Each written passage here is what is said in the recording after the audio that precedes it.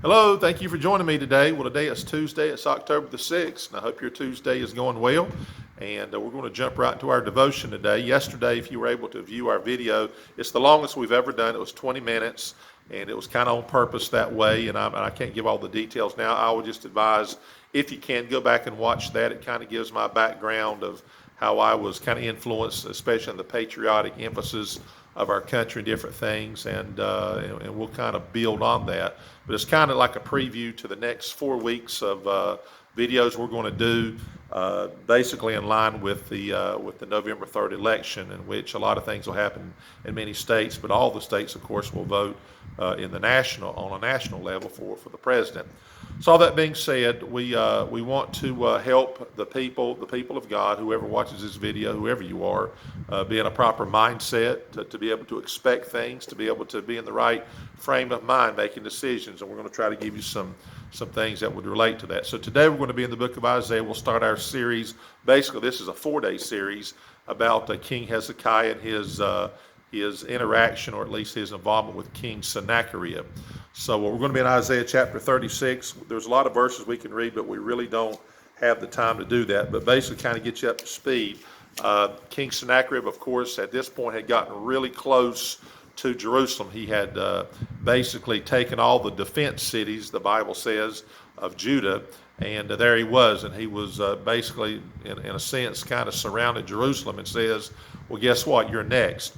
And he sent a messenger by the name of Rabshakeh, and King Hezekiah had 3 men that represented him, and basically there's a conversation between Rabshakeh and these three Jewish men.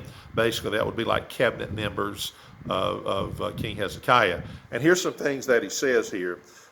He says here in verse number 4, and Rabshakeh said unto them, Say ye now to Hezekiah, Thus saith the great king, the king of Assyria, What confidence is this wherein thou trustest? He's saying, what in the world would you be trusting when all we've done is defeat? And every person we've gone against, every kingdom, we've defeated them. He goes on to say here, we skip down to verse number 15, Neither let Hezekiah make you trust in the Lord, saying, The Lord will surely deliver us. This city shall not be delivered into the hand of the king of Assyria.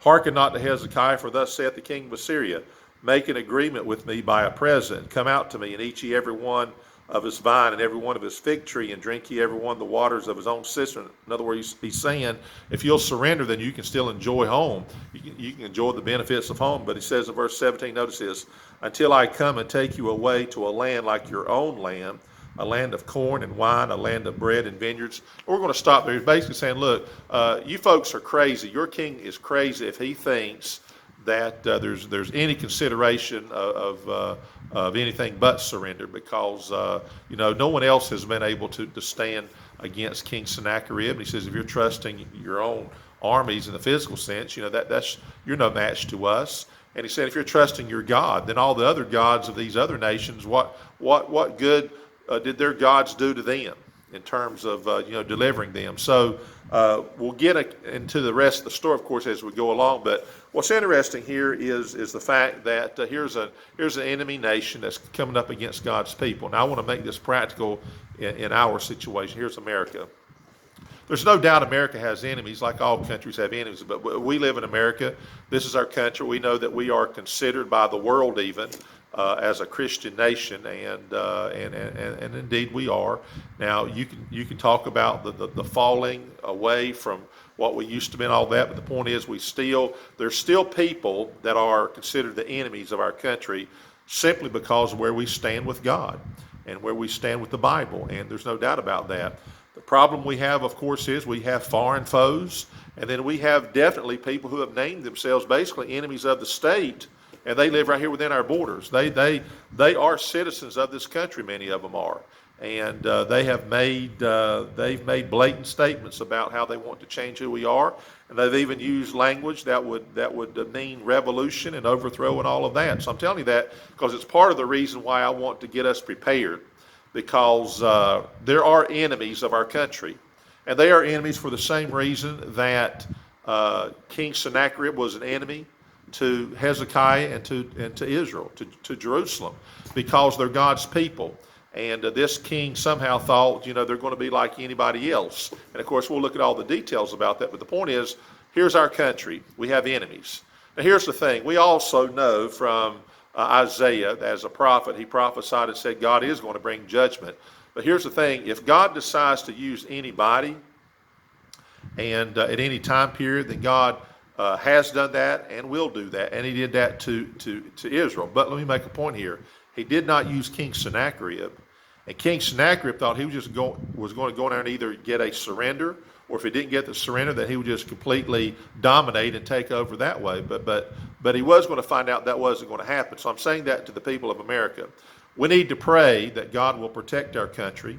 And if God so chooses to, by his own will, to say, you know what, I'm going to use this and this means, then of course it's God's will and we accept that. But however, if we're in a situation like this where there's an internal or an external enemy that says we want to overthrow this country, or that's our intentions, then let me tell you something. They're going up against a God who says, no, not now and not you.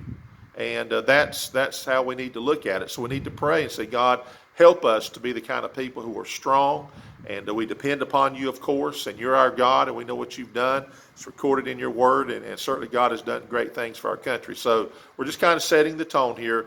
King Hezekiah has not responded yet. We'll get that response. But I'm simply telling you this. The enemy will tell you it's better to surrender. And you'll get better things if you do. But that's just not true. Whatever God gives us and has given us, that's always best. And America should not have a mindset of surrender and giving in to anybody who would go against God's people and somehow think they're going to get something better than what God would provide or God's will. And so I think that's important. So I appreciate your time today, and I hope you can join us back tomorrow. Otherwise, have a great day, and God bless you.